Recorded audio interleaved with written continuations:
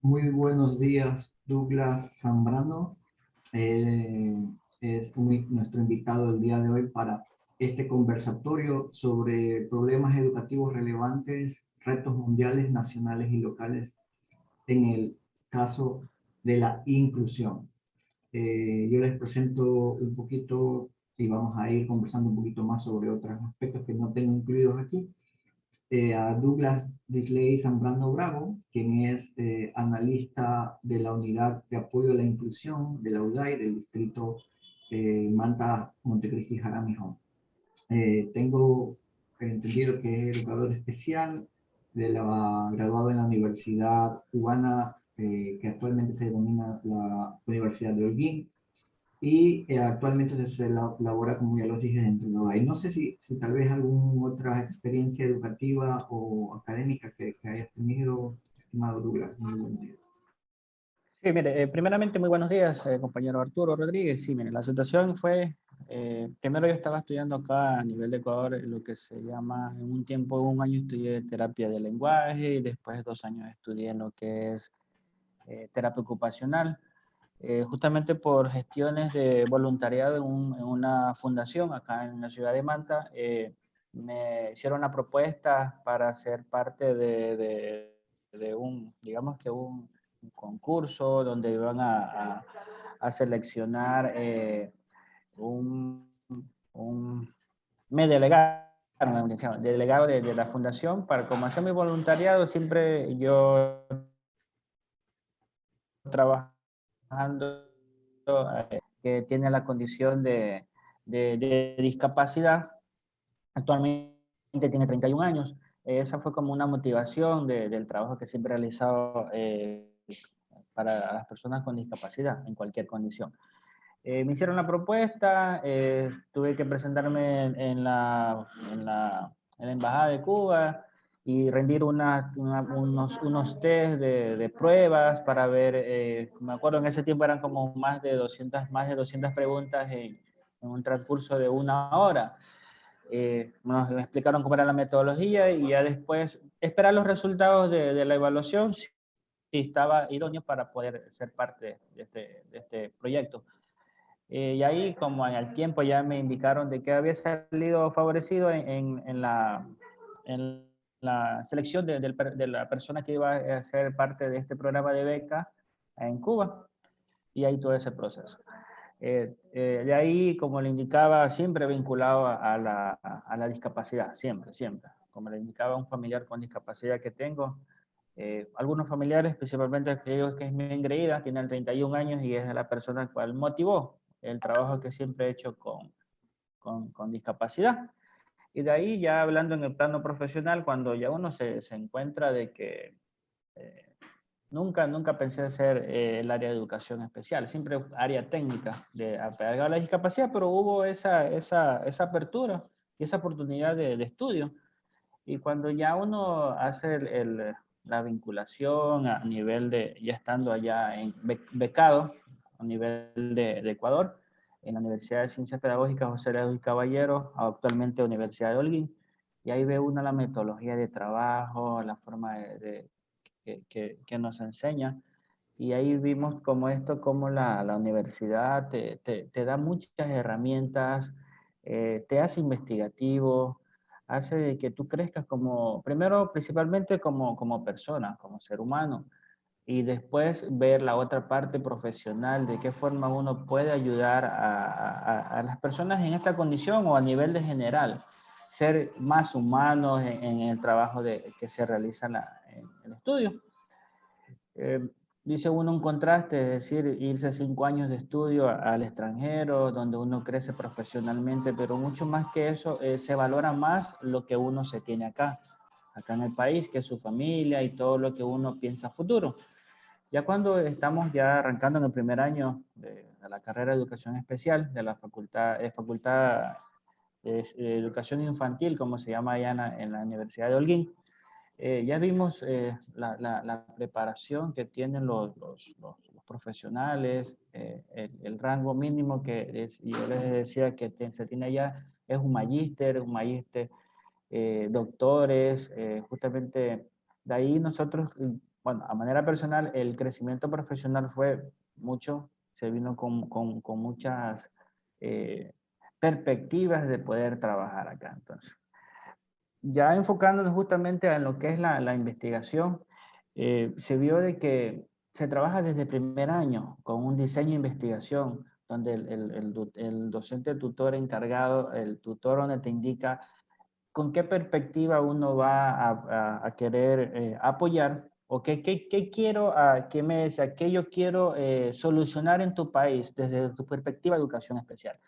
De ahí yo me fui con una idea así que yo siempre decía era crear una aula de recursos pedagógicos donde un equipo multidisciplinario ayude a la discapacidad desde la escuela ordinaria. Esa fue la idea. Entonces me dice, ay, pero estás pensando en grande. Me dice, comenzamos, hay que comenzar con algo que tú puedas tener una solución. Y me decía, el investigador es así, comienza con poco y después en esa investigación va creciendo y me decía, quedan puntos suspensivos que el investigador debe dejarlo, me dice, para continuar en otro nivel, en un cuarto nivel, una maestría, en un doctorado, darle continuidad a esa idea que el investigador deja en puntos suspensivos. Como le indicaba, desde primer año comenzamos con la metodología de investigación. Y me decía, el tutor me decía, ¿qué tú quieres trabajar? Mire, tenemos esta diversidad de escuelas especiales. ¿Qué tú quieres trabajar con esta? ¿En qué año específico? Porque yo decía, bueno, quiero trabajar lo que se llama allá retardo en el desarrollo psíquico. En la escuela Renato Guitar, quería trabajar con la escuela. Me decía, no, tenemos que trabajar con una población y con una muestra muy reducida para tener buenos resultados, aunque puedes abarcar mucho más con las encuestas, con las entrevistas y todo ese proceso. Me toca a mi tutora, justamente la vicerrectora de posgrado, cuando me envía, dice, bueno, me dijeron que tú quieres que yo sea tu tutora, me dice, esta es mi plan de trabajo. Me dio, creo que en ese momento me acordé, como más de 50 libros para revisar, más de 50 libros para revisar, en la temática que yo quería tratar. Me dice, tienes 15 días para revisar toda esta información y tienes que leerte todos los libros, tienes que darme el número de página, las temáticas que trabajaste y los libros que revisaste y hacerme una introducción desde tu perspectiva, o sea, enmarcarte en lo que es, dice, tu propia definición, tu propio concepto, tu propio criterio de todo lo que tú has revisado. Cuando yo ya como a los 15 días, yo decía, bueno, no tiene el hábito de la lectura, y ahí aprendí mucho más el hábito de la lectura. Durante todos los 5 años, yo me leí más de 200 libros de mi carrera, libros ya, la literatura infantil, la literatura universal, conocer un poco de la historia de Cuba, porque uno está allá, no se puede encerrarse en una esfera, tiene que conocer todo lo de la cultura cultura real, que yo le digo que es los habitantes, las personas te contaban, y la otra historia que te da la bibliografía o los libros. Entonces vamos creciendo así. Y cuando ya uno va viendo que cada año yo ya hacía mi trabajo investigativo, en las mañanas recibía clase y en las tardes me iba a hacer mi investigación. Todos los días a la misma escuela hacía mi trabajo, o 2 días a la semana comenzamos el primer año. Y ya después me fui integrando mucho más porque tenemos una práctica vinculativa desde el primer año. Desde el primer año hacemos la práctica vinculativa donde ya vamos viendo cómo trabaja el docente, hacemos lo que se llama acá una visita áulica, se trabaja a ver cómo trabaja el docente, qué metodología de recursos, qué recursos utilizas, apegado a diferentes tipos de discapacidad. Ya en segundo año ya me tocó ya irme casi todos los días en la tarde, ya uno ya ve como que ese incentivo, ese inicio de que comienzas como un investigador pequeño y terminas como un investigador grande, de todo lo que te va dando, todo lo que tú ves en la bibliografía, que tú desechas y que de la práctica tú recetas y vas creando tu propio criterio y teníamos en ese sentido muchos, muy buenos docentes de didáctica. Entonces vamos viendo lo que me decía la teoría y yo lo relacionaba con la práctica y vamos viendo todos estos resultados de todo el trabajo que se realizaba. Como anécdota, cuando ya llegó el 5.º año básico de todo el proceso investigativo, porque comenzamos con un número considerable de páginas, después fuimos haciendo una estructura más compacta y más concreta del trabajo que nosotros estamos realizando, y ya cuando llegó el gran día, el quinto año, cuando ya la tutora me dice, y me ayudó a la elaboración, o sea, también es una parte importante de que el tutor siempre estuvo pendiente, aunque era vicerrectora de posgrado, tenía un sinnúmero de actividades, pero siempre buscaba un espacio para interactuar con el estudiante, para apoyarlo, darle las orientaciones, guiarlo, y pulirnos, o pulirme en el caso de manera personal, pulirme todo eso que estaba haciendo. Cuando ya llegó el 5.º año, me dijo: Douglas, tú ya estás preparado. Me dice: quiero que una semana antes tú me expongas con los estudiantes de otra especialidad tu temática. Y ahí comencé yo a decir: mi tema es el desarrollo del lenguaje oral en estudiantes de segundo de básica de la Escuela de Educación Básica Renato Guitar de la parroquia Holguín, de la provincia Holguín y del cantón Holguín. Entonces comenzaba la estructura durante el año lectivo. En ese momento fue en el 2011, 2012, que fue que yo me incorporé. O sea, uno va creciendo y después va cuando comienzan a salir el desarrollo, la introducción, los objetivos. Entonces uno va creciendo. Cuando eso me dice, pero ella me estaba tomando el tiempo, me dice: ya llevas casi 2 horas, o sea, ¿te das cuenta? Me dice: ¿sí te has dado cuenta del crecimiento profesional desde que tú llegaste a la actualidad? Y él me decía, le digo: sí, pero tienes que enfocarte que vas a tener un tribunal, que vas a tener un oponente, que vas a tener consultantes que te van a hacer diferentes preguntas y que te van a limitar, me dice así. Porque me dieron 17 minutos para hacer mi exposición. Yo decía: pero es que es muy poco tiempo, le decía yo. Me dice: tienes que crear más ideas más compactas de lo que tú quieres.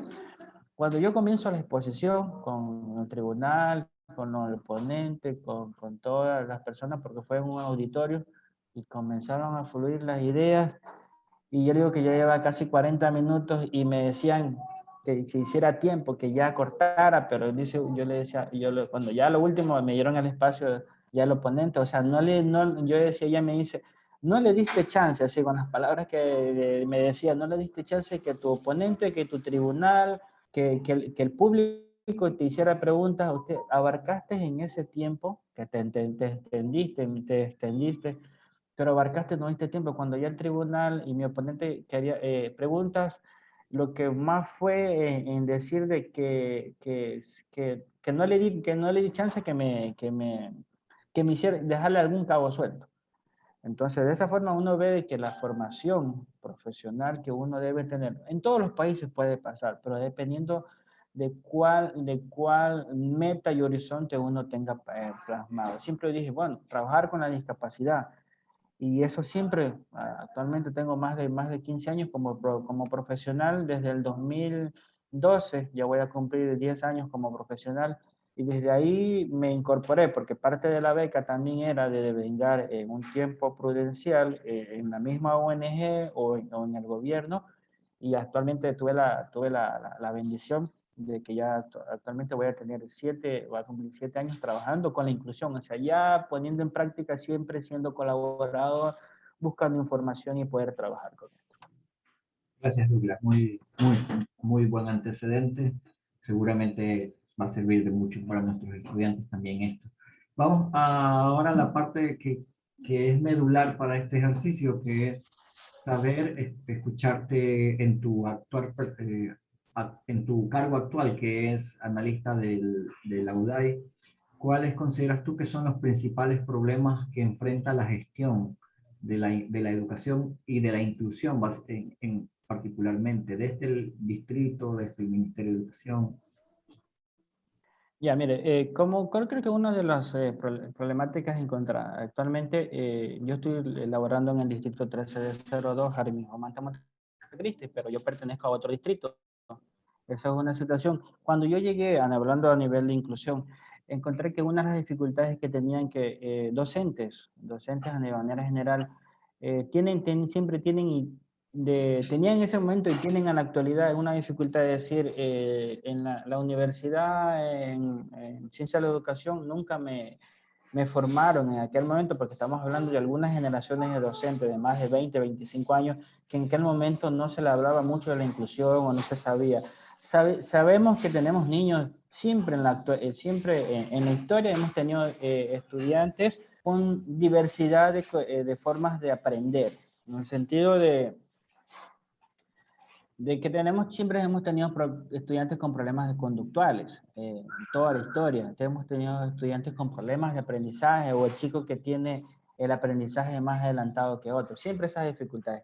Pero cuando hablamos de estudiantes con esta condición de inclusión o con problemas de discapacidad, ya el docente, en algunos casos, tal vez por desconocimiento del trabajar metodologías, pero hay otra cosa que la dificultad más importante para mí es el bloquearse de esquema mental, poner una barrera mental, decir, no sé cómo trabajar, no puedo trabajar, siempre buscamos algo negativo del chico con discapacidad, que no sé cómo trabajar, que tengo 40 estudiantes, que tengo 20 estudiantes, que esta discapacidad no la conozco, diferentes metodologías.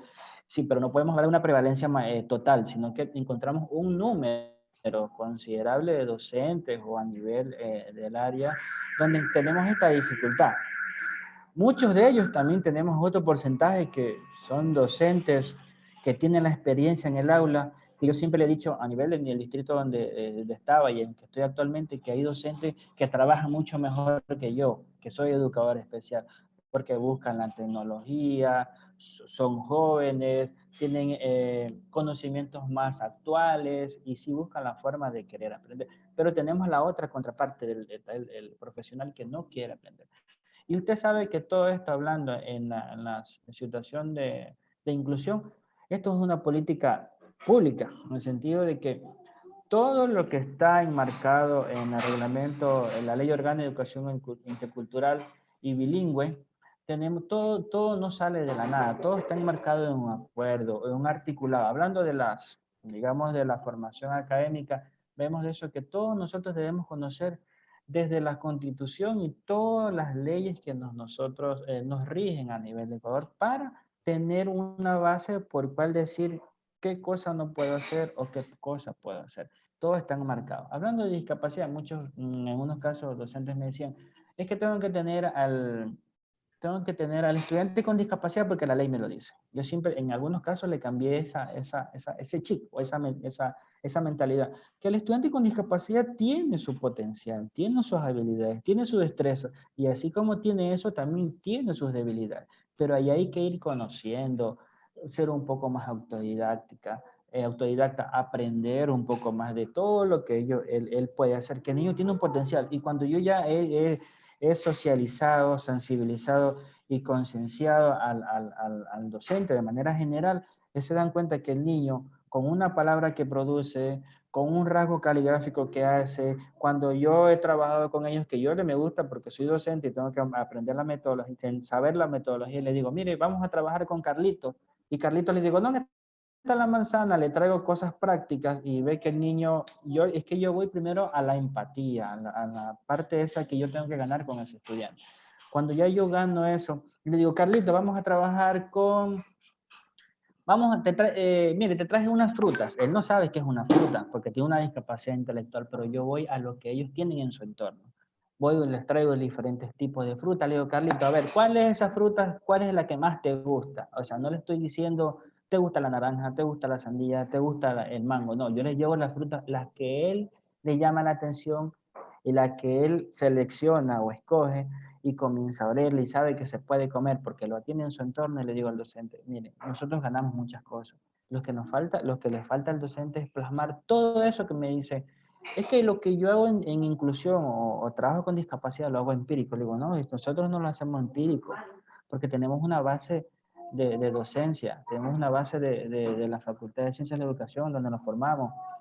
No podemos hablar de algo empírico, sino lo que les falta a ustedes es plasmar eso que ustedes hacen en la práctica, plasmarlo al papel, donde está la otra parte de cumplir con los que nos piden. Planificaciones, estructura curricular, cómo dosificar un contenido, la distribución que nos da el Ministerio de Educación de manera general, que el docente debe hacer lo que se llama la planificación microcurricular. Todo eso es que en el docente sí, verdaderamente sí le falta, sí le falta aprender un poco más, porque a veces se indica, no es que la directriz viene de planta, etcétera, le digo sí, pero es que se da ahorita el currículo que es flexible, es de que lo que usted de su entorno puede aplicar con este estudiante o con sus estudiantes, lo puede adaptar. Entonces, ahí encontramos, sí hay variantes, pero hay muchos docentes que tienen esa práctica de cerrarse, un esquema mental, decir, no puedo trabajar, no sé cómo trabajar, pero sí tenemos la otra contraparte de que sí hay, o sea, sí, pues se puede decir que faltan muchas más capacitaciones, más prácticas, porque yo lo he evidenciado, que el docente me dice, no, pero es que todos los años se trae una información, se expone, pero yo quiero esa práctica, esa capacitación más práctica, porque donde qué recurso didáctico puedo utilizar, qué estrategia, o sea, en la realidad quieren algo mucho más práctico que muchos docentes lo dicen, o sea, que la formación sea mucho más práctica y que haya muchos más capacitaciones. Bueno, estamos hablando de pandemia, pero tenemos el Internet, tenemos mucha diversidad de profesionales que dan fundaciones, organizaciones a nivel local, nacional e internacional que dan muchos recursos, que dan muchas capacidades y muchos de ellos sí los aprovechan, pero como le indicaba, tenemos la otra contraparte que no. Hay, También, sí. hay un asunto que a veces se toma como, digámoslo así, como una justificación. Por ejemplo, el hecho de que a veces no hay recursos y eso. ¿Tú consideras que esto es un problema realmente de los recursos o es más un problema de la actitud que se adopta frente a la situación? Mire, justamente hablando de eso, sí, yo tuve una situación cuando yo fui con la forma de pensar.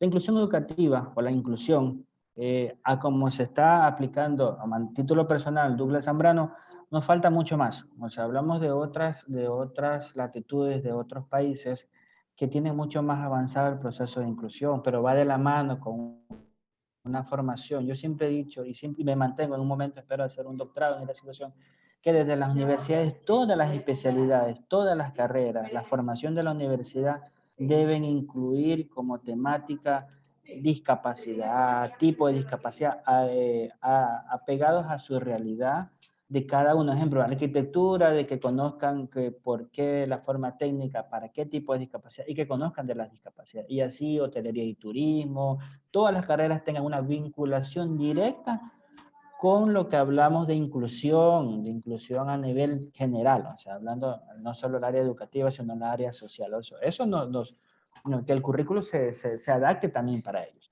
Y donde tenemos ese otro fuerte, que siempre haya como yo digo, tener muchos más aliados para hacer mucho mejor en la formación y el trabajo de inclusión de nuestros estudiantes o de las personas a nivel general con esta condición de discapacidad. Eso va a ser la esencia. Siempre digo, el docente me dice, no puedo, no sé cómo trabajar con este estudiante porque no ha tenido una formación, pero a veces eso es esa actitud de querer. Llega un chico con discapacidad y el docente ve la forma de poder trabajar, se autoprepara, es autodidacta. O sea, buscamos de esta forma de que haya mucho más recursos para poder trabajar. Sí, nos faltan capacitaciones, es verdad, nos faltan recursos, debería ser la esencia de que todas las instituciones educativas tengan muchos más materiales didácticos adaptados para diferentes situaciones. Desde el punto de vista psicológico y desde el punto de vista de sin discapacidad, porque a veces un chico que tiene no tiene discapacidad, pero en un momento de lo que se habla ahora, familias disfuncionales, lo afectivo influye a lo cognitivo. O sea, el estado emocional influye en el aprendizaje de nuestros estudiantes, o sea, de manera general. Y otra condición, ahorita que estamos trabajando como ministerio, anteriormente cuando un chico que en una condición de hospitalizados, en muchos casos la institución o el docente no conocía y lo declaraban como desertor. Y tenemos programas que deben fortalecerse mucho más, como el programa de aula hospitalaria y domiciliaria, que es una parte del ministerio. O sea, tenemos muchas variantes, pero también depende, como le decía, de esa actitud, de esa empatía, de ese docente que quiere aprender mucho más en función de nuestros estudiantes. Entonces, las variables de que tanto como la falta de recursos influye en que la inclusión no se desarrolle más, pero también en la falta de ese talento humano que quiere desarrollar. Y a su vez, también tener profesionales, que hay profesionales como ahora está hablando de un pedagogo de apoyo, como un psicólogo del DS, psicorehabilitadores que también van a apoyar en esa trajinar o diario vivir de nuestros estudiantes en cualquier condición de vulnerabilidad. Entonces, de esta forma nosotros podemos contribuir mucho más con el desarrollo del avance, mucho más de la inclusión, que debíamos estar mucho más, pero todo va de la mano. Hay, por ejemplo, en el distrito, la unidad de inclusión da apoyo a la inclusión, pero ¿tú crees que, por ejemplo, el ámbito directivo tiene bastante competencia, tiene mucha influencia? Me refiero a las instituciones, ¿no? Porque ustedes como UDAI pueden mencionar, pueden apoyar, pueden dar seguimiento, pueden acompañar, pero puede que en verdad la responsabilidad en últimas horas es de la dirección de cada unidad educativa, o crees que depende mucho más de lo que hace el distrito que de lo que hace cada unidad educativa? Bueno, esto es dialógico, en el sentido de que hay una interacción tanto de cómo es el accionar del rector, director o líder educativo. Si él tiene una forma metodológica muy buena de trabajar, ella transmite todo este trabajo colaborativo. Pero si tal vez por desconocimiento, vamos a decir, la palabra desconocimiento, no sabe cómo interactuar con este tipo de profesionales. Un ejemplo, le digo, tenemos ahorita docentes pedagogos de apoyo que están brindando su contingente en un número considerable de instituciones educativas donde tenemos estudiantes con discapacidad. Entonces ahí va la otra parte de que ese directivo también conozca un poco más de cada uno de estos procesos que realiza para en gran medida ayudar en gran medida desarrollar muchos más avances con los estudiantes. Pero ahí digamos que una situación, porque el área de vicerrectorado académico, hablamos de una institución educativa que sea completa, toda la área académica la maneja el vicerrectorado. Y hay cosas que el rector, por su número de actividades, desconoce.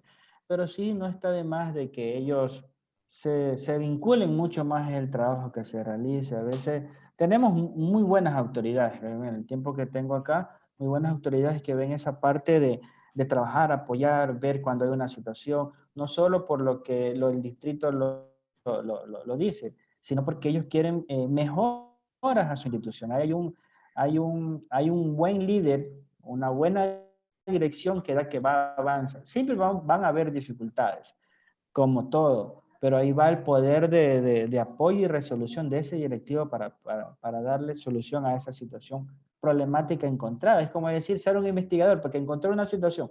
Un ejemplo, tenemos estudiantes que no asisten. La autoridad está pendiente de que porque ese estudiante no asiste, buscar el mecanismo de solución, hacer las reuniones de trabajo con todo la comunidad educativa y decir, ¿por qué está faltando estudiantes? Entonces, él busca una solución. Y ahí va el proceso de que la gestión directiva va a ser muy buena, pero si tal vez el directivo no hace no es hacer un seguimiento, sino es que ver de que haya logros y avances del trabajo de la unidad educativa que él dirige o que él está al frente, y encontramos muy buenos resultados. Algo que también quería preguntarte en aras de que estábamos también en estas reuniones para el proyecto de vinculación es como este tema de los documentos que son necesarios para la inclusión. Quiero hacerte la pregunta desde tu perspectiva. Yo sé que hay algunos problemas a veces para tener los documentos, para la información, mantenerla actualizada, etcétera, etcétera. Todo eso tiene sus conllevantes. Y quisiera que hables sobre eso. Pero también quisiera que me digas desde la experiencia que tienes académica y profesional, si realmente solucionar los problemas, los problemas de la inclusión depende de esos, o más bien dependería de un tema del individual, del trabajo individual. Mire, sí, hay documentación que se solicita. Un ejemplo, para el proceso de inscripción, un ejemplo, en la actualidad se solicitan documentos, pero uno tiene que buscar las variantes o las variables. La persona, decirle, ejemplo, tiene que traer copia de tal documento para hacer este proceso. Desde los principios de la inclusión, como desde los 7 años de trabajo, ya no hay esa limitante, porque si el usuario no trae una documentación, pero trae el documento en físico, de ahí ya tenemos el recurso para poder inscribir a este estudiante con condición de discapacidad. De ahí va la otra contraparte de sensibilizar mucho más al padre de familia o al representante legal para que esté pendiente del caso del estudiante, de qué forma de trabajar, porque mire, hablamos de un documento normativo que tenemos que hacerle una evaluación psicopedagógica. Ya, el padre de familia tiene que autorizar y él está presente en el momento de la evaluación psicopedagógica. Él va a saber qué resultados va a tener en el tiempo prudencial para entregarle el informe de la evaluación que se realizó. Ese documento debe pasar una copia para el padre de familia, una copia para la autoridad y una copia para nuestra base de datos. En un tiempo prudencial se hace una sensibilización de los resultados obtenidos en la evaluación psicopedagógica. Se lo hace con el padre de familia, si tiene la posibilidad de estar, el representante legal, la autoridad, el DC, y abarcamos hasta los docentes. Esa es la primera parte. Después vamos a la otra parte de que ahí tenemos nuestro contraparte en territorio, que son los docentes pedagogos, que ellos también orientan, sensibilizan al docente y apoyan en la elaboración de las adaptaciones curriculares para el tipo de discapacidad que tenga y dependiendo del grado de adaptación que requiere. De ahí va la otra parte, que es elaboración del DIAC, documento individual de adaptación curricular para estudiantes. Y hablamos del DUA, o sea, si vemos bastantes documentos normativos. Si tenemos esta situación de toda esta documentación o así no la haya, el docente tiene que elaborar estrategias para trabajar con el chico que tiene la discapacidad. Si tiene la discapacidad, vamos a ver un ejemplo, el caso de estudiantes con necesidades educativas especiales no asociadas, problemas de discalculia, problemas de dislexia, un trastorno conductual. Entonces ahí no hay un documento porque el padre de familia no ha podido hacerle una evaluación o no ha querido o tiene falta de apoyo para este estudiante. Nosotros como Ministerio de Educación tenemos que hacer el alcance hasta donde da el límite. ¿Por qué? Un ejemplo, para deslindar cualquier responsabilidad, en el sentido de que se le sensibiliza al padre y el padre dice que no quiere que le den atención diferenciada. Nosotros tenemos, ya hay como que era una limitante por no poder hacer mucho más avance con este estudiante, porque se indica que se le está vulnerando el derecho, porque él no tiene conocimiento de su hijo, porque se le evaluó. Entonces hay documentos normativos que a veces limitan. Pero va la otra parte, yo como docente, de querer de que mi estudiante avance o busco la forma de que el chico, el representante se acerque y tener un diálogo para sensibilizarlo. Y si tiene una discapacidad evidente, querer buscar las derivaciones a una entidad externa como el Ministerio de Salud Pública, patronato, buscar entidades externas para que nos puedan ayudar en una valoración. A veces el padre no tiene el recurso, pero siempre le buscamos la variante y si ya en primer caso, que acuda a nosotros para hacer esa valoración. Pero siempre cuando el docente quiere que avance su chico, pero cuando no se limita no podemos hacerlo. O sea, los documentos normativos en gran medida es para tener un sustento legal del trabajo que estamos haciendo y para tener documentos oficiales y firmados y estando en una base de datos. Porque así pasa el caso, le doy un ejemplo. Tenemos chicos que, aunque con la identificación, el profesional, el docente, el DC, la autoridad, los docentes, el UDAI, docente pedagogo de apoyo, quieren ayudar a este estudiante, pero el padre de familia no nos deja. Y esto es una trilogía. Institución educativa, casa y los profesionales que tenemos y tenemos que apoyar a este estudiante. Pero cuando uno de esta trilogía no contribuye de manera positiva, no podemos avanzar mucho más. Aunque hacemos lo humanamente posible y sensibilizarlos y socializar a los padres, pero cuando ya hay esta limitante, en gran parte eso es que nos hace un retroceso. Voy a hacerte un resumen aquí con esta tabla que hemos elaborado para ver, ir tratando de entender y explicar los puntos principales que hemos sacado de esta conclusión, de este trabajo. Política pública, tú mencionabas un poquito de conocimiento superficial sobre la política pública, que hay un conocimiento muy general, pero no se entiende a profundidad, especialmente parte de los docentes y esto, ¿no? Entonces, también hablábamos sobre la gestión documental, DIAC, DUA, tutoriales académicos, todo este tipo de información que a veces se convierten en una limitante en algunos aspectos más, me imagino, de tipo más operativo y en la práctica, ¿no? También hablábamos de la formación, que se requiere mucha más formación y especialmente formación práctica, y yo le he puesto aquí, le he agregado puesta en práctica, es decir, que Así es. esté vinculada con lo que están haciendo en este momento cada uno de los docentes. Entonces eso es muy importante. Recursos utilizados, la falta o la necesidad de que se amplíen más los recursos, no considerando que esto es lo único y no considerando que esto es realmente como el eje central del problema, sino como algo que se requiere. Los perfiles profesionales en la actualidad que ejercen la mayoría una función como docentes no tienen esta visión de la inclusión, entonces también eso se constituye como un problema. Hay cierta reacción y actitud negativa hacia el trabajo en necesidades educativas especiales. Has especificado que no es generalizada, que hay parte y parte, que hay docentes que tienen muy buena actitud y hay docentes que no tienen esa buena actitud. También has mencionado que suele darse que hay prácticas inclusivas, pero no se plasman en los planes, en los reportes, este tipo de situaciones, y no se conoce más sobre esto que se está realizando.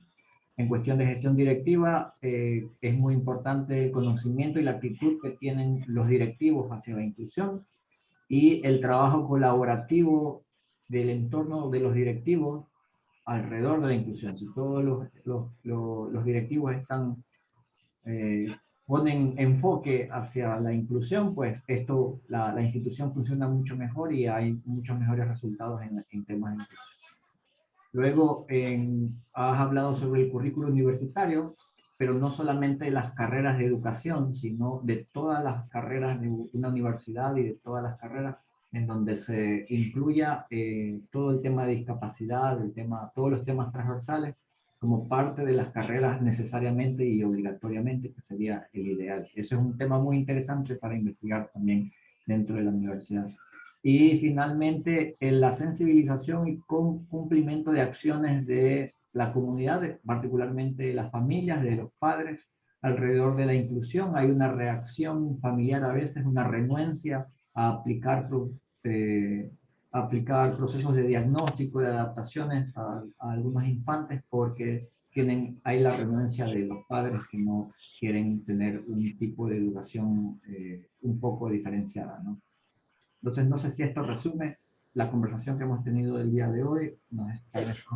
Arturo, también una situación, porque mire, cuando encontramos el caso de los docentes, de decir, le llegó un chico con discapacidad auditiva, me dice, pero es que no sé lenguaje de señas. Tengo un chico con discapacidad visual, no sé braille, entonces en eso sí, por eso le decía cuando hablaba de temáticas más para que el docente haya muchas más aperturas, pero también cuando se oferta a veces cursos así, el docente dice, no, pero es que lo económico no me da el alcance para poder capacitarme. O sea, hay docentes que dicen, bueno, entre más cursos que se me implementen prácticos, yo prendo, por ejemplo, yo manejo el braille básico, porque soy educador especial, pero yo manejo el lenguaje de señas del país donde ya estaba, entonces tenemos que también prepararnos mucho más, entender en toda esa otra parte, es decir, conocer de todo. Por ejemplo, cómo un chico con discapacidad física puede pintar teniendo limitaciones en sus miembros inferiores. Cómo ellos a través con la boca pintan, con la boca escriben. Tenemos el caso de personas con discapacidad física que solo tienen miembro inferior, cómo tocan una guitarra. O sea, no hay una limitante. Ellos tienen mucho potencial por el cual.